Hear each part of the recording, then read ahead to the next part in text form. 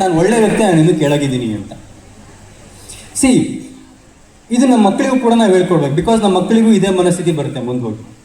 C, ಒಬ್ಬ ರಾಜನಿಗೆ ಮಗ ಇರಲಿಲ್ಲ, ಗಂಡು ಸಂತಾನ ಇರಲಿಲ್ಲ. ಸೊ ಅವನ ರಾಜ್ಯಕ್ಕೆ ಒಬ್ಬ ಉತ್ತರಾಧಿಕಾರಿ ಬೇಕು, ನಿಯತ್ತಾಗಿರೋ ಉತ್ತರಾಧಿಕಾರಿ ಬೇಕು ಅಂತ ಹುಡುಕ್ತಿರ್ತಾನೆ.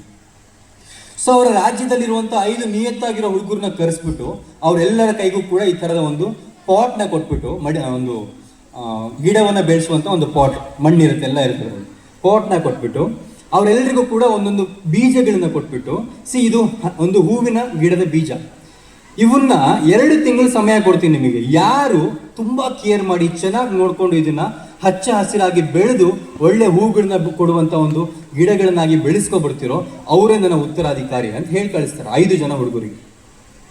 ಸೊ 5 ಜನ ಯುವಕರು ಕೂಡ ಮನೆಗೆ ಹೋಗ್ತಾರೆ, ಅದಕ್ಕೆ ಚೆನ್ನಾಗಿ ನೀರು ಹಾಕ್ತಾರೆ, ಗೊಬ್ಬರ ಹಾಕ್ತಾರೆ.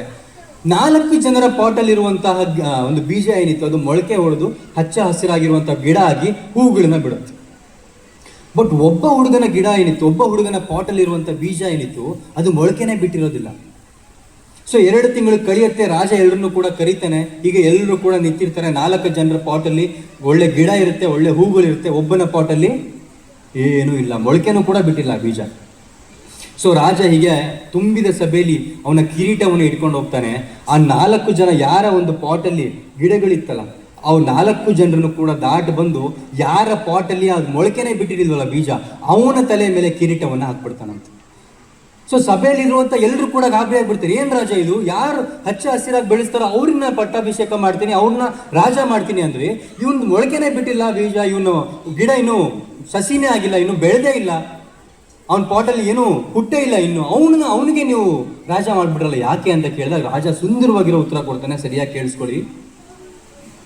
ಸಿ, ಈ 4 ಜನ ಏನಿದ್ದಾರೆ ಅತಿ ಬುದ್ಧಿವಂತರು, ಮೋಸಗಾರರು, ಇವ್ರು ನನಗೆ ಮೋಸ ಮಾಡಿದ್ದಾರೆ. ನಾನು ಇವ್ರಿಗೆ ಏನು ಬೀಜಗಳನ್ನ ಕೊಟ್ಟೆ, ಆ ಬೀಜಗಳನ್ನ ನೀರಲ್ಲಿ ಹಾಕಿ 4 ಗಂಟೆಗಳ ಕಾಲ ಕುದಿಸಿ ವಾರಗಟ್ಟಲೆ ಬಿಸಿಲಲ್ಲಿ ಒಣಗಿಸಿ ಇವ್ರಿಗೆ ಕೊಟ್ಟಿದ್ದೆ.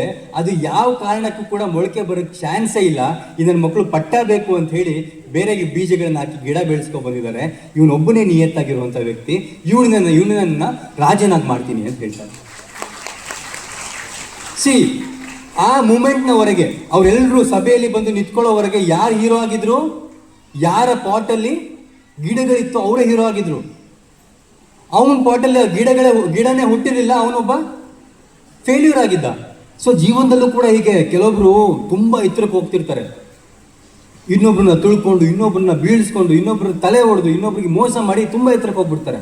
ಒಬ್ಬ ನಿಯತ್ತಾಗಿರುವಂಥ ವ್ಯಕ್ತಿ ನನಗೆ ಇಷ್ಟೇ ಸಾಕು ಅಂತ ಒಂದು ಕಡೆ ಇರ್ತಾನೆ. ಬಟ್ ಅವನಿಗೆ ಒಂದು ಕಡೆ ಬೇಜಾರಿರುತ್ತೆ, ನಾನು ಇಷ್ಟು ನಿಯತ್ತಾಗಿದ್ದೀನಿ, ನಾನು ಇಷ್ಟೆಲ್ಲ ಕೆಲಸ ಮಾಡಿದೆ, ನನಗೆ ಇನ್ನೂ ಏನು ಸಿಕ್ಕಿಲ್ಲ ಜೀವನದಲ್ಲಿ ಸಕ್ಸಸ್ಸು ಅಂತ. ಬಟ್ ಒಂದಿನ ನೆನ್ಪಿಟ್ಕೊಳ್ಳಿ, ಆ ರಾಜ ಏನಿದ್ದ ಅದು ನಮ್ಮ ಜೀವನ ನಮ್ಮನ್ನ ಆ ರೀತಿ ಟೆಸ್ಟ್ ಮಾಡುತ್ತೆ. ಮೊದಲು ನಾವೇನು ಮಾಡ್ತೀವಿ, ಅತಿ ಬುದ್ಧಿವಂತರಾಗಿ ಅತಿಯಾಗಿರುವಂಥ ಬುದ್ಧಿವಂತಿಕೆನ ತೋರಿಸಿ ಗೆಲ್ಲುವಂಥ ಪ್ರಯತ್ನ ಮಾಡ್ತೀವಿ. ಬಟ್ ಜೀವನ ಕೊನೆಗೆ ಯಾರಿಗೆ ನಿಯತ್ತಿರುತ್ತೋ ಅವ್ರನ್ನ ಗೆಲ್ಲಿಸುತ್ತೆ.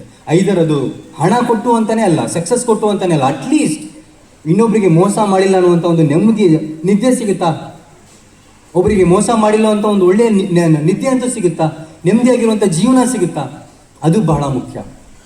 ಸಿ, ಇವತ್ತು ಜ್ಯೋತಿ ಪ್ರಕಾಶ್ ಸರ್ ಇದ್ದಾರೆ, ನಮ್ಮ ತಂದೆಯವರಿದ್ದಾರೆ. ಜ್ಯೋತಿ ಪ್ರಕಾಶ್ ಸರ್ ರಾಜ್ಯದ 2 CM-ಗಳ ಒಂದು ಗರಡಿಯಲ್ಲಿ ಪಳಗಿರೋರು. ಮೊದಲು ಬಂಗಾರಪ್ಪನವರು, ಆಮೇಲೆ ಈಗ ಯಡಿಯೂರಪ್ಪನವರು, ಇಬ್ಬರ ಒಂದು ಗರಡಿಯಲ್ಲೂ ಕೂಡ ಪಳಗಿದ್ದಾರೆ.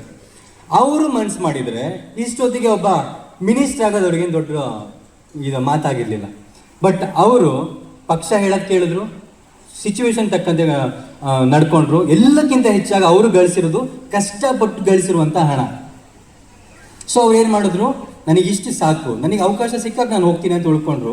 ಸೊ ಅವರಿವತ್ತು ಏನಿಲ್ಲ ಅಂದರೂ ಕೂಡ ನಾನು ಸರ್ ಜೊತೆ ಮೊನ್ನೆ ನಿಂತಿರ್ಬೇಕಾದ್ರೆ ಹೋಟೆಲ್ನ ಮುಂದೆ ಕಾರ್ಡ್ ಕೊಡೋಕೆ ಬಂದಿದ್ರು ಸರ್. ರೋಡಲ್ಲಿ ಹೋಗ್ತಿರುವಂಥ ಪ್ರತಿಯೊಬ್ಬ ವ್ಯಕ್ತಿಯು ಕೂಡ ಸರ್ ನಮಸ್ಕಾರ ನಮಸ್ಕಾರ ನಮಸ್ಕಾರ. ಬಟ್ ಅದೇ ಇನ್ನೊಬ್ರು ತಲೆ ಹೊಡೆದು ಇನ್ನೊಬ್ರು ಕರಪ್ಟ್ ಆಗಿರುವಂಥವ್ರು ಇದ್ರೆ ಯಾರಾದ್ರೂ ನಮಸ್ಕಾರ ಮಾಡ್ತಾರಾ, ಯಾರಾದ್ರೂ ತಲೆ ಬಗ್ಗಿಸ್ತಾರ ನಮ್ಮ ಮುಂದೆ? ಸಿ, ಒಬ್ರು ನಮ್ಮನ್ನ ಗೌರವ ಮಾಡ್ತಾರೆ ಅಂದ್ರೆ ಅದನ್ನ ನಾವು ಸಂಪಾದನೆ ಮಾಡಿದೀವಿ ಅಂತ. ಸೊ ಅಂತ ಒಂದು ಸಂಪಾದನೆಯನ್ನ ಇವ್ರು ಮಾಡಿದ್ದಾರೆ.